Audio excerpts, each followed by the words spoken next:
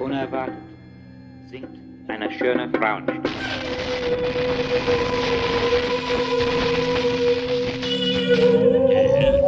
Young, lovely. Yeah, and a girl from and when she was 13, they all sang.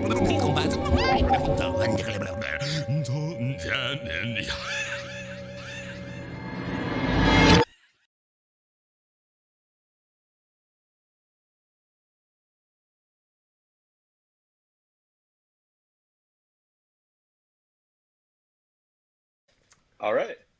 All right, fellas. Yeah, you're listening to Fold by Fold, the podcast on experimental music, improvised music, and new music and the like.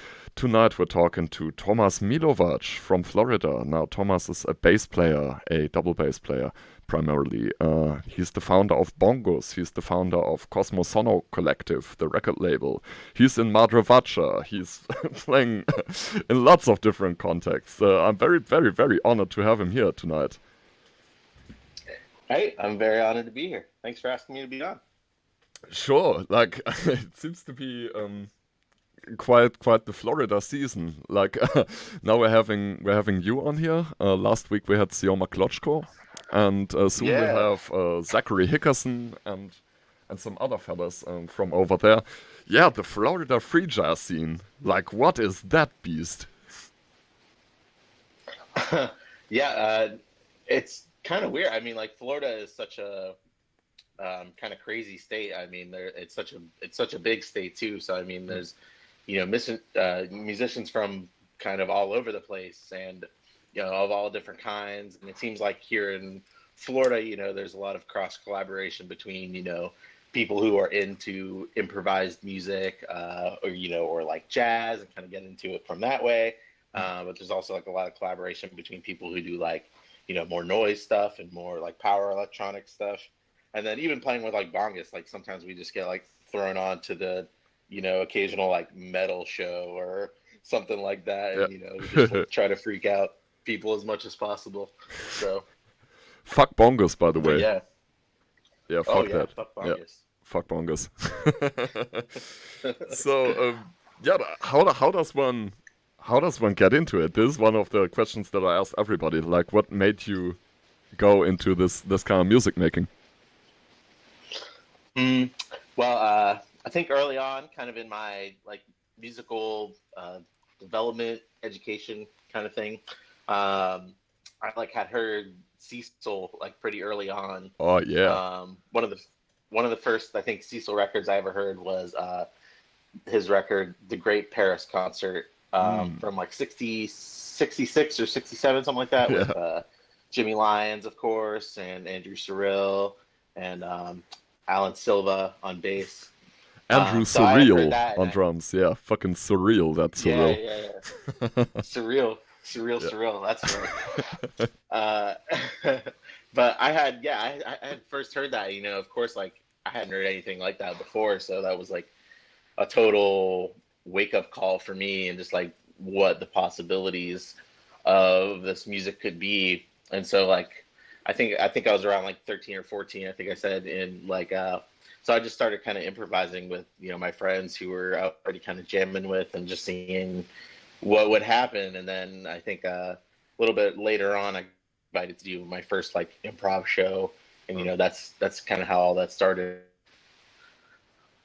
So yeah, okay. When was that? So when were you starting to do shows and shit? I think my first ever like free improv show I did was at the iDrum Gallery in Atlanta, Georgia, here in the U.S. And I was like 16 or so, so I think that was like 2014, 2015. But yeah, that was with like one of my very first projects called Janice. And we, did like a lot of graphic scores that we were writing. We were like really into like, like the New York school, I guess they call it, of like, John Cage, Morton Feldman, like kind of writing scores out of those composers. Wow. Yeah, I remember seeing some of your graphic scores on social media, like in form of Facebook memories, at like their 2-year anniversary or something. You shared some of them again. And wow, these things looked so good. Oh, thank you. Yeah. Damn. Yeah, I mean, it's still always a work in progress, just like I'm still trying to figure out different languages, to bring out Yeah. the exciting parts of improvising and, how to communicate with other musicians in an ensemble like that, trying to read a score together. It is. It is quite its own challenge, isn't it? Like every improvisation context obviously brings its own kind of challenges to the table, but yeah, I can speak Yeah. only from my limited kind of West German perspective, but around here, there's not a lot of that stuff going on. Most of the free improvising that happens is in a session format, and quite often you would play with different people every time. There isn't really any network, Yeah. and there aren't really any orchestras or ensembles where we actually try to play, together consistently. Yeah. Yeah, I mean, like, I think even here, I mean, I think like I've had to kind of sometimes like, make those opportunities like kind of happen. Sometimes like there definitely isn't like any sort of. I mean, I guess the last person to kind of do that around here was Sam Rivers, because Sam Rivers Yeah. used to live in Orlando, and for a while he was doing his Riv B Orchestra, and they were doing like a lot of his large ensemble like kind of works, and like so I've just like tried to bring together like especially more like doing large ensemble kind of pieces and doing like large ensemble like graphic scores, like having to just bring people together of all different kinds of like musical backgrounds. So like this last time I did it, it was just like a group made up of mostly jazz musicians who had never really done any sort of like kind of free improvising like that, or playing improvisations based on like scores, stuff like that. So it's always been kind of different, and just like trying to figure out how to navigate playing that kind of music with musicians who may not have so much experience in it, and just kind of being surprised by the events that kind of just come out of them all like kind of meeting each other in Yeah. that space for the first time. Yeah, it's always such a more than the sum of its parts kind of experience. Yeah, it really brings Yeah. out the most crazy in people sometimes. It's beautiful. Yeah. So who are usually like the musicians that like you play with in kind of that context? Like, what are their backgrounds? Oh man, like right now I'm at Jazz Academy. I'm studying piano at Jazz Academy, so it's lots of young jazz fellas on one hand, and then it's like there are lots of freelance musicians here in West Germany who play like classical gigs and stuff like that, but who also really like to free improvise. And sadly, they're usually so fucking busy that you can never really get a hold of them. But sometimes at sessions, you just get on the bandstand with somebody whom you've seen play with a string quartet last week or something like that. And Yeah. it's such an honor always. It's so interesting. Like there's mostly jazz people and classical people, but occasionally we have our vocal improvisers sitting in. I'm obviously doing lots of vocal improvisation. I'm kind of trying to do this as my main shtick.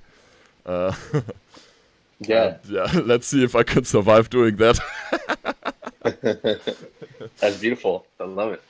Oh man, but talking about, being super fucking busy, like, damn, Thomas, like the past 2 years, since I've really started following you online, you've been involved with so much great stuff, and you've like started lots of huge projects, like for example Cosmosono. Tell me something about that. Tell me something about how you organize all this shit and kind of stay sane doing it. I don't know if I am sane, but well, yeah. I mean, just like I know, I just love being involved in so much various stuff, and I just love playing all different kinds of music. So I mean, I try, to do as much as I possibly can and play with, as many people as I possibly can. Yeah. And I think like, kind of starting Cosmosonic was kind of like an extension of that, because that kind of came out of, the whole pandemic, like kind of thing. And I was just seeing all the great stuff we were creating during that time. And so, I I was like saying, dang, I mean, I want to put out, all these great artists I know. I want to kind of try to make a space where we can all kind of release that, and having art with kind of similar message, with kind of a focus on improvisatory music, and other kinds of experimental music. And hopefully I'm trying to kind of expand that a little bit. I think we're going to be putting out a zine here kind of in the next month. Wow. And yeah, so just trying to do various projects, trying to move more into doing some visual art, incorporating that a little bit too. So yeah, I mean, it's still a work in progress. You're also painting and you're also drawing. Do you see like there is any what's the connection between your musical work and your visual work?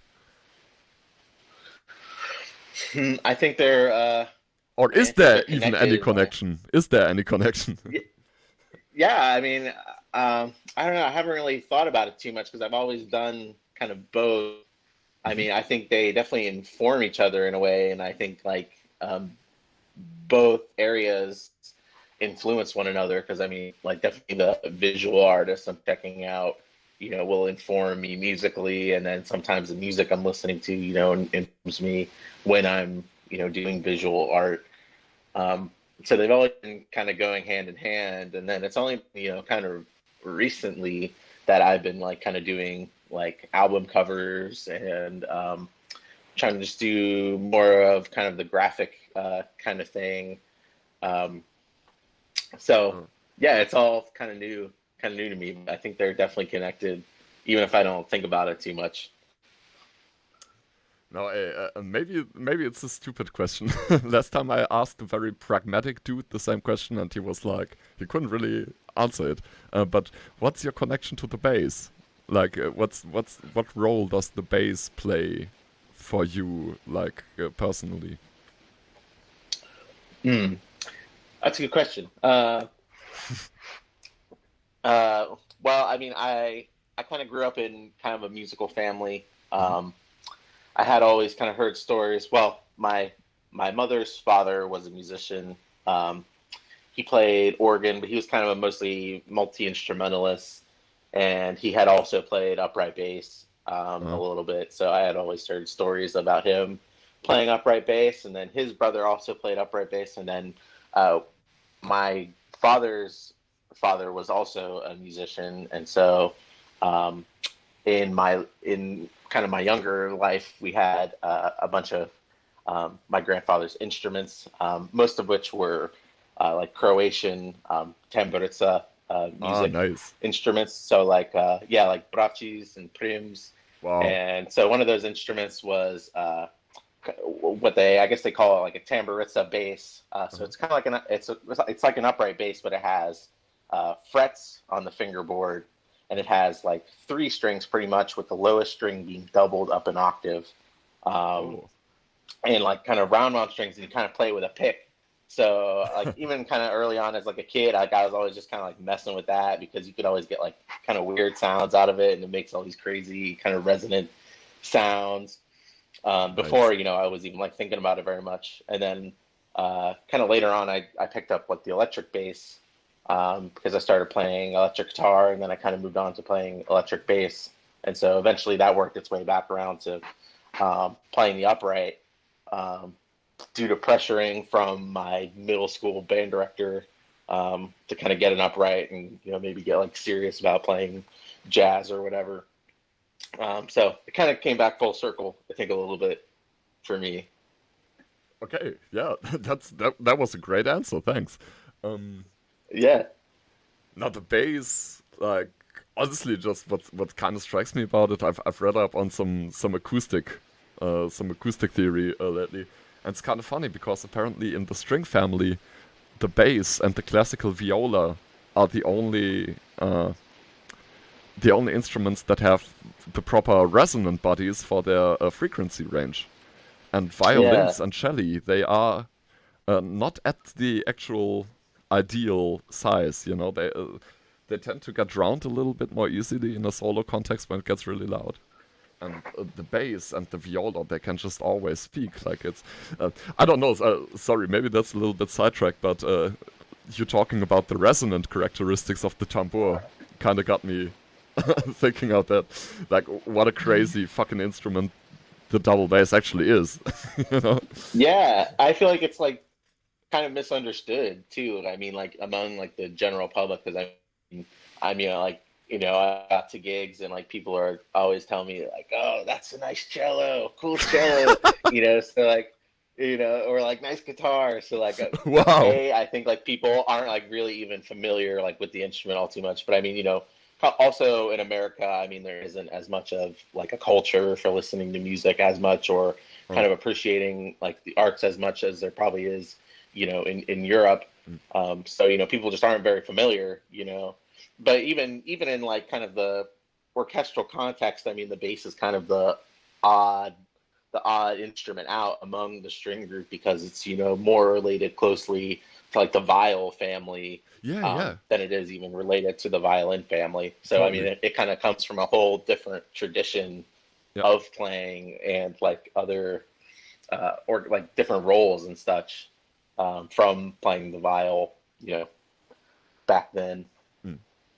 And it's like the bass, if you look into historical writing, often gets kind of pretty boring role in most like romantic music and shit. I've seen double bass parts that basically just double the timpani, and that's, come on, that's Yeah. there could be a little bit more going on there. Yeah, I think it wasn't really until like I mean, Domenico Dragonetti was like one of the first prominent bass soloists to kind of bring the instrument to attention. And I had heard a story that Beethoven had been a big fan of Dragonetti, and so Dragonetti went and played with Beethoven, and Beethoven was like so enthralled with the sound of the bass and like what its possibilities could be that Beethoven, started writing more intense parts for the bass. And kind of that's like kind of where the modern, kind of bass role comes from. But I still think it's definitely underutilized even today, in its possibilities of playing and what kind of things it can play. Have you heard these pieces for solo bass by Giacinto Chelsea? Oh, I have not. Those are fucking insane. I watched them on YouTube and I couldn't believe it. I couldn't believe that it was double bass without live electronics, because there was like unbelievable polyphony that he just got out of his like harmonic research and looking at like the overtone series and shit. Like he does stuff on the bass that is unbelievable, And Chelsea obviously is a droney boy.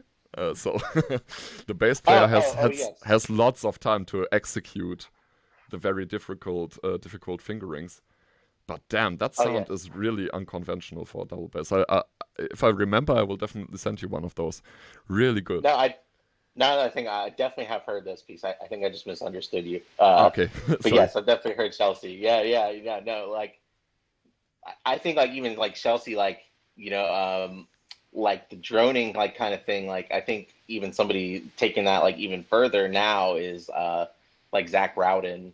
Who's like a fantastic soloist, and like he came and played for a series I was doing in Jacksonville when I was living there called the Backroom series.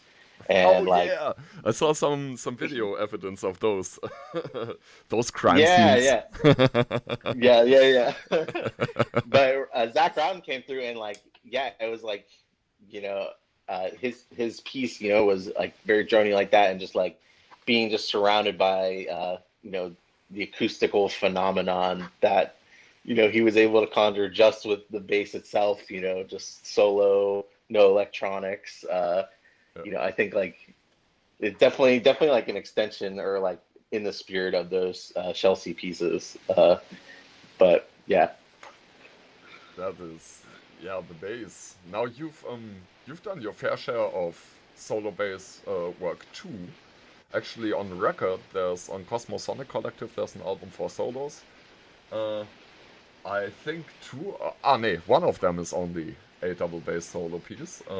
Is there any more solo work we can point listeners to? I have some, uh, yeah, I have some pieces up on YouTube of me playing solo. I also have another release that I put out. I think it's only on CD only right now, so it's not very helpful. Okay. But of other, of other solo pieces I've done. But I think that's definitely an area I want to explore more. Because I mean, I improvise mostly in like group context, so I haven't really gotten the chance to play solo as much as I would like. Yeah. But yeah, 4 solos. That's like you said. That's one solo and then a couple pieces for bass and drum machine. That's still solo. It's me playing both of them simultaneously, and then a piece for solo organ that I composed as like a soundtrack for my friend Andre Gruber's cartoon entitled Nine. Wow, nice, nice. Yeah, I'll see if I can find that short film to link it. I will definitely link to your discography, or at least a certain selection, because quite honestly, uh, I feel like I haven't even looked at everything yet because it's super fractured. You know, it's split over like 20 Bandcamp pages or something, because you also do a lot of sideman work. And yeah, like I can't even claim to have listened to all of your stuff, embarrassingly for me. Yeah, I mean, there's still so much left to be like put out. Like I still have a lot of things like that are still like kind of in the works still, and yeah, I definitely think it would be helpful for me to kind of put everything onto kind of like one page. Um, Oh, but that yeah, would I be mean, rad. Like, if you I'm could just do that, that would be amazing. So people actually know where to go yeah, to.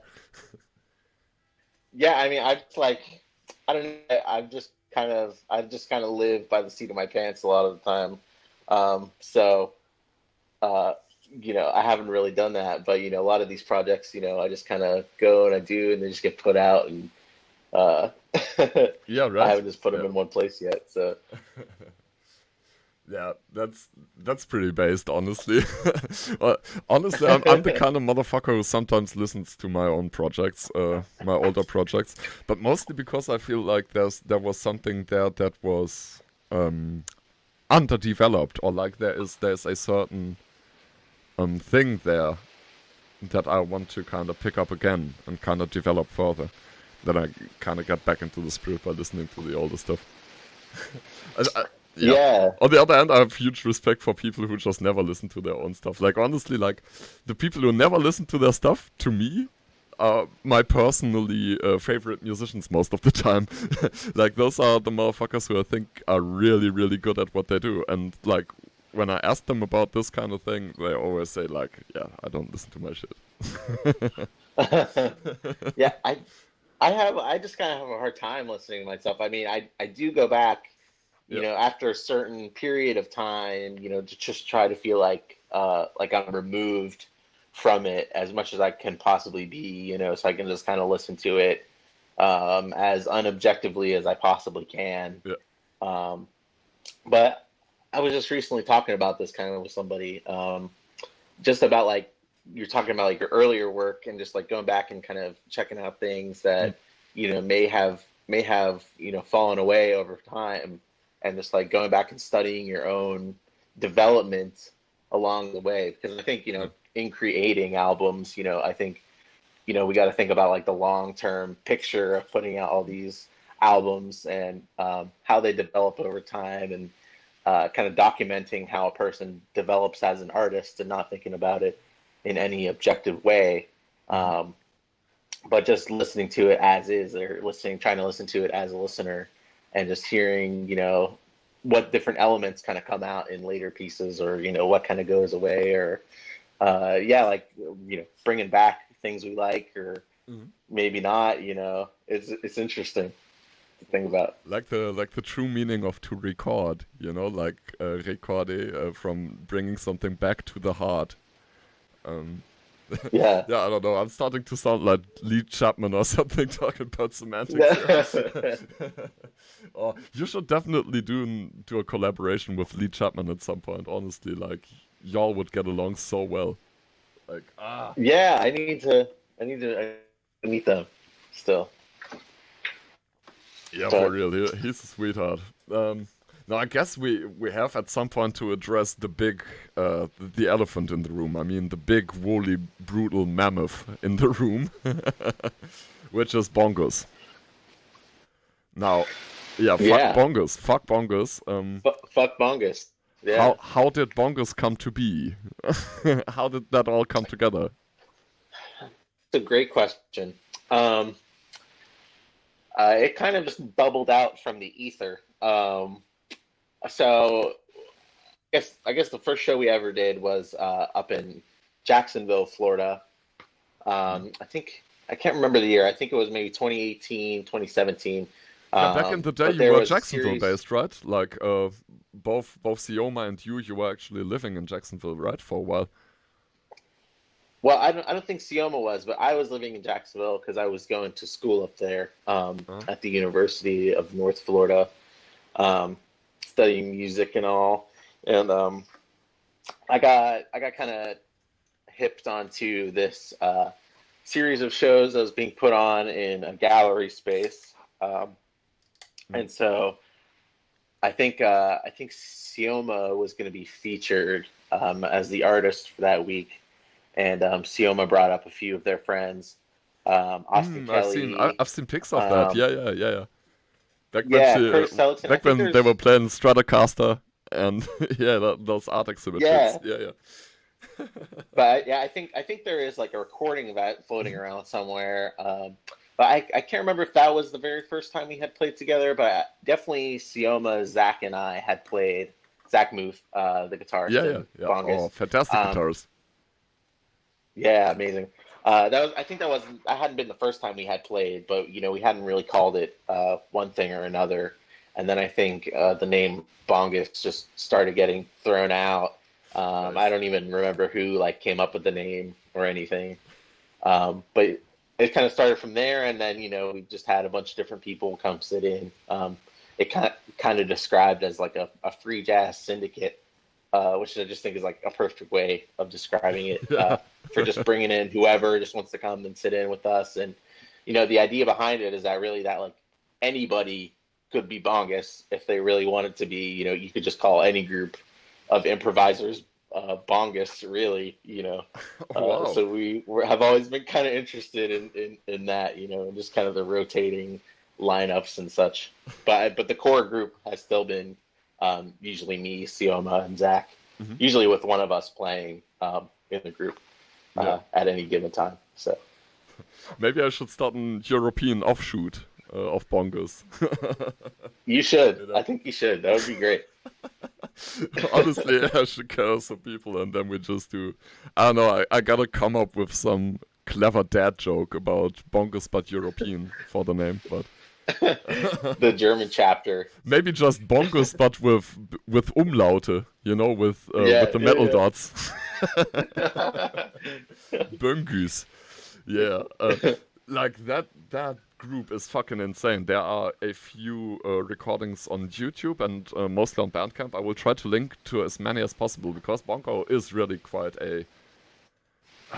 I don't know, a very open collective, and they switch around shit a lot. And there's this gig from the Backroom series, I believe, where you play clarinet most of the time, or something. Yeah. Playing a lot of clarinet on that one. And doing I also do a lot of singing, kind of. Yeah, exactly. You teach us the songs that your mother used to sing to you as a lullaby in that set. Yeah, I mean. When even when I'm singing in that group, definitely it's just free association with improvising the lyrics and just first thought, best thought kind of thing. Whatever just pops into my head, I'm just gonna start singing about. Whether that's just nursery rhymes or just crazy, batshit, insane. Yeah, you did row your boat too. Yeah, I remember that. Yeah. Wow. Row your boat. We did. That's on the most recent one, Live at Will's. We also had someone from the audience come up and song about brushing teeth, which was really nice. Oh wow. So yeah, that's just the vibe of the group. It's so fucking amazing. And it's a brave thing to do. Like, making up lyrics on the spot is holy shit, right? It's quite difficult. Yeah, it is quite difficult, but kind of like how we were talking about the albums, I just try to be like as unobjective as possible, just try not to make any, not think about it too much, and just kind of let things just kind of come out from the subconscious. Try to just like get into the core of like improvisation and like the core of where that all kind of comes from, but just with words, in a way, I think. Wow, so there's kind of this interesting. Can you elaborate a little bit more on your like improvisational theory? Like yeah, just that spot. Like, can you explain what you exactly mean by that? Mm. I mean, it's just kind of a spirit. I feel like I think every musician kind of experiences um, that feeling of kind of being in the flow state of kind of being in uh, the state where you just allow things to happen, or if you're like if you're playing with a great group of musicians, bunch of great listeners, that state we all kind of get in of just trusting everybody to kind of make decisions on your own and kind of just allow things to happen and allow people to react to them in a way. And even so, just accepting what happens and allowing the other people to be creative and communicative, and just allowing like things to come out from your subconscious. So, maybe melodies you've heard from the past, or different styles or such, or different kind of things to just kind of freely associate with the music and kind of explore into different areas as much as you can.